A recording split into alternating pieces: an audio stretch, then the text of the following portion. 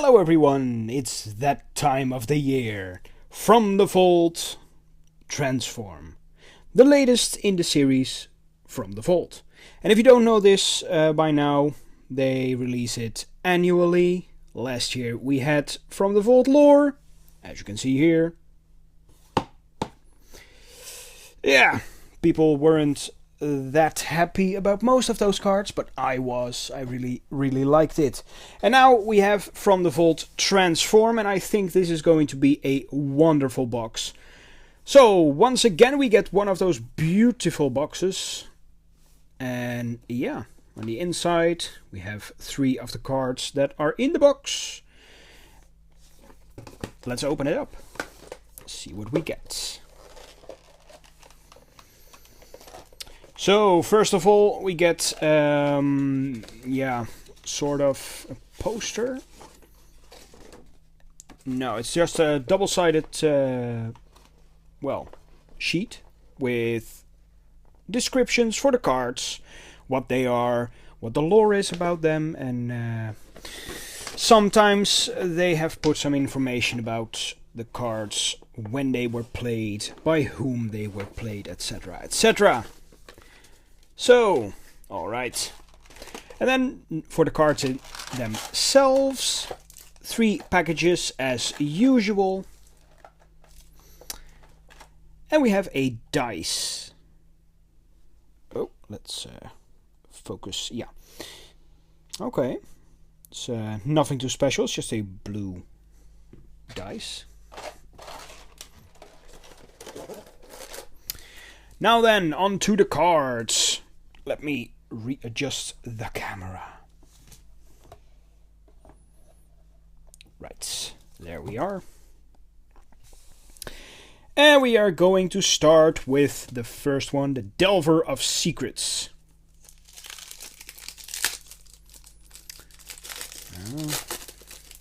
And remember, these are all transform cards, so all of the cards are double-sided.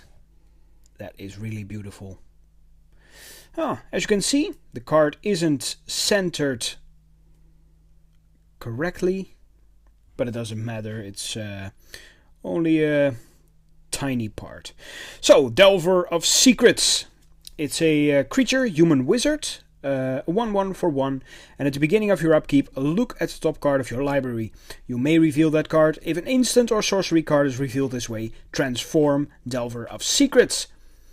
And then it becomes an insectile aberration, which is a flying 3/2. This card is played in a lot of formats, a lot of modern. It used to be played in standard when it was legal. Then again, it's not legal anymore.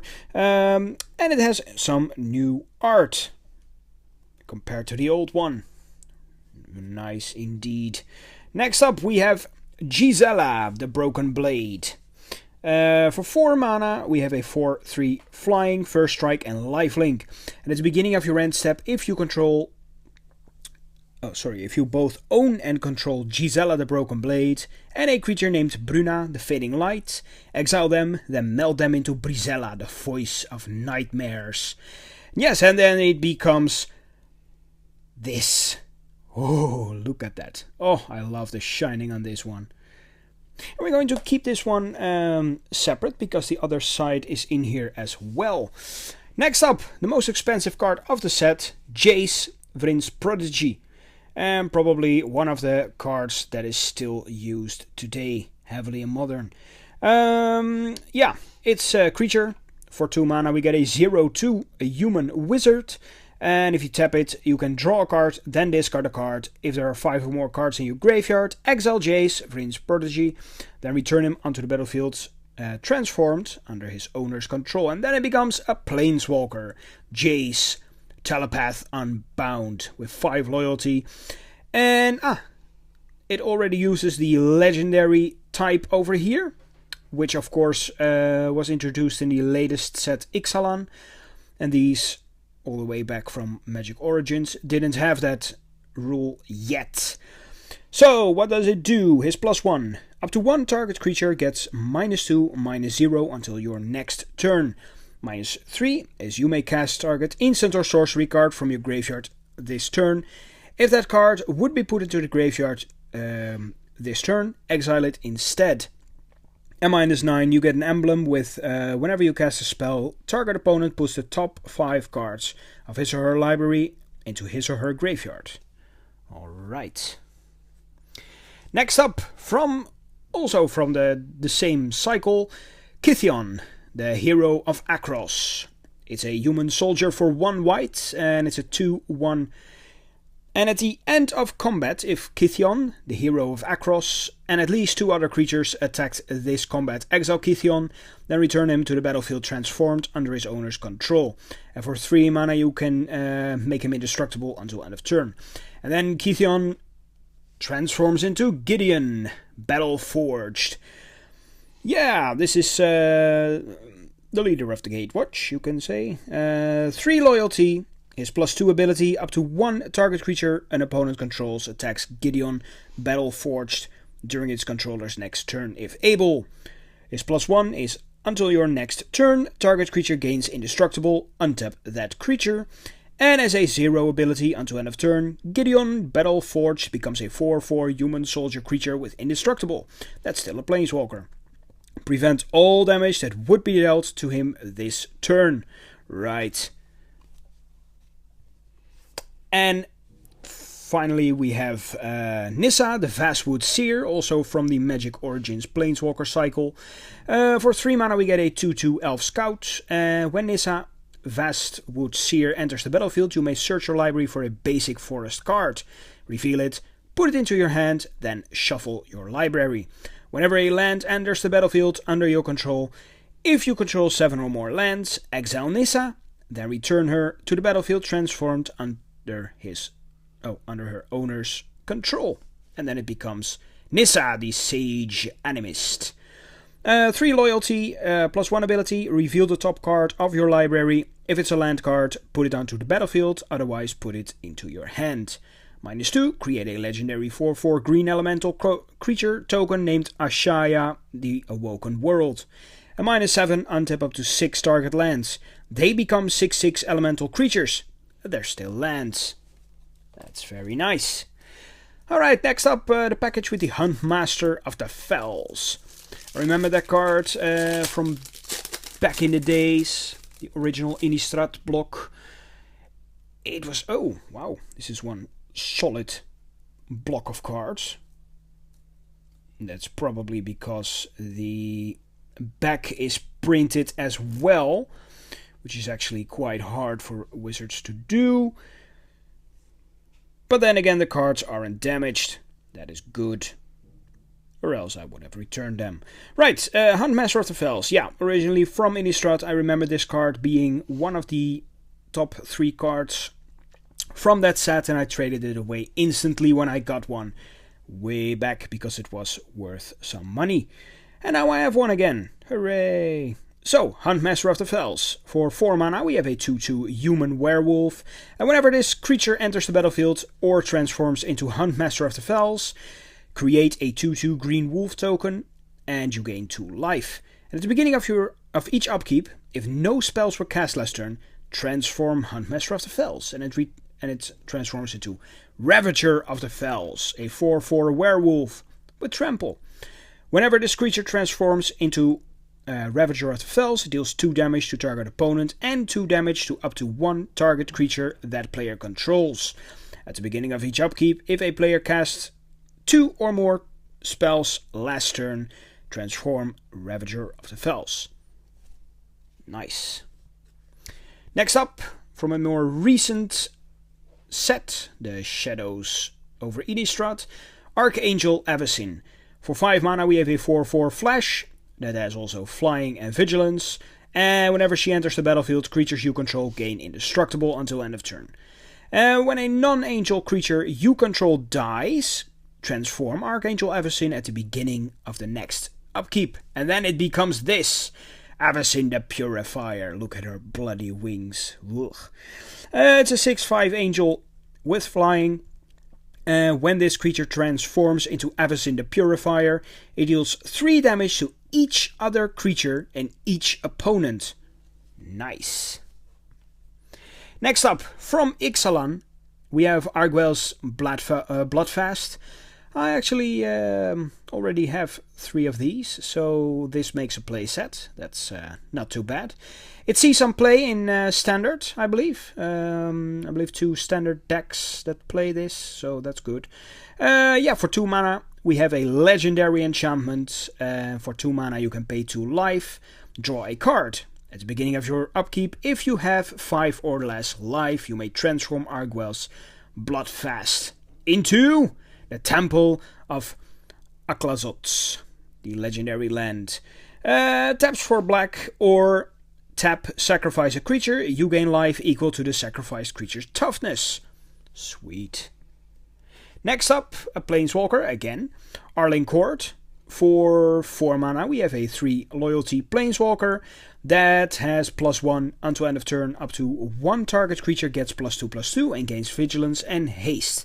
And for 0, create a 2/2 green wolf creature token, transform Arlene Court. And then it becomes Arlene the Embraced by the Moon, which doesn't have loyalty, because probably it uses that. Right.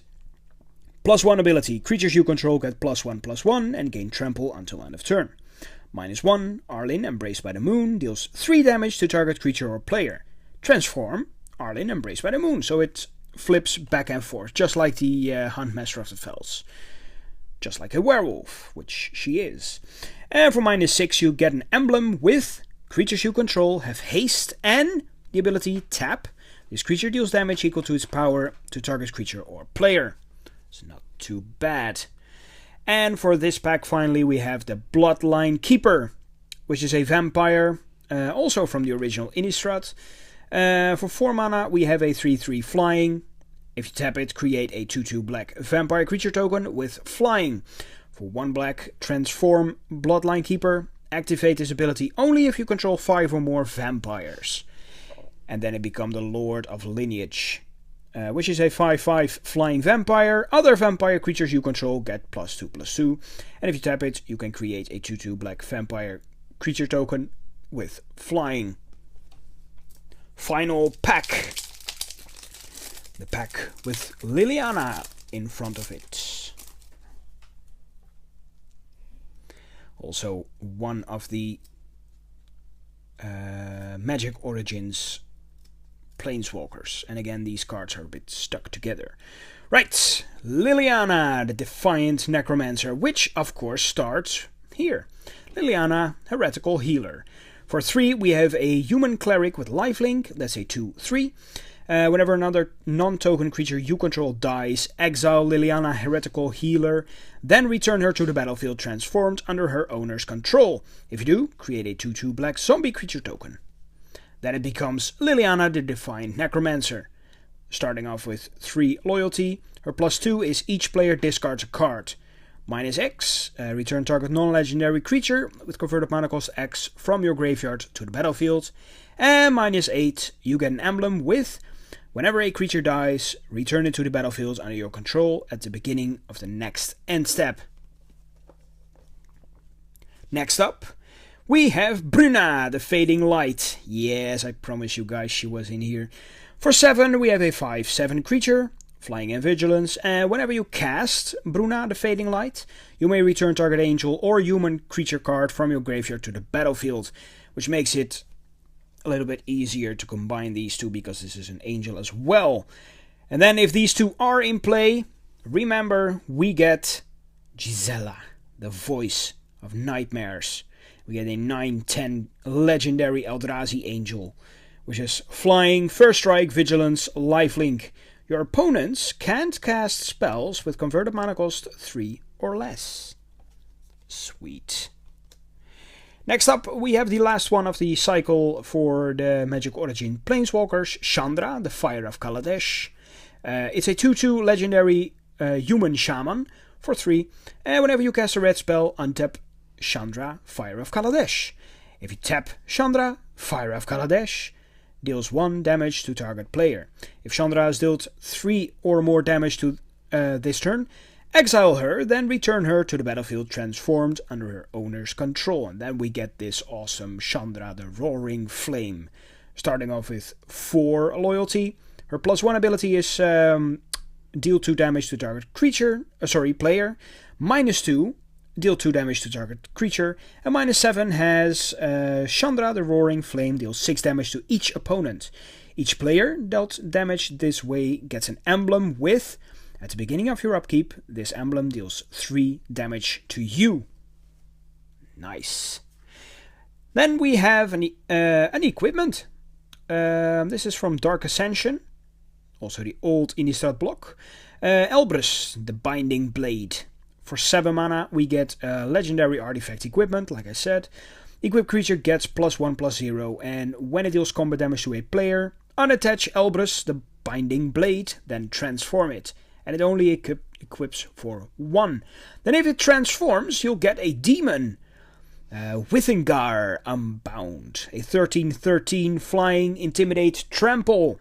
Whenever a player loses the game, put 13 +1/+1 counters on Withengar Unbound.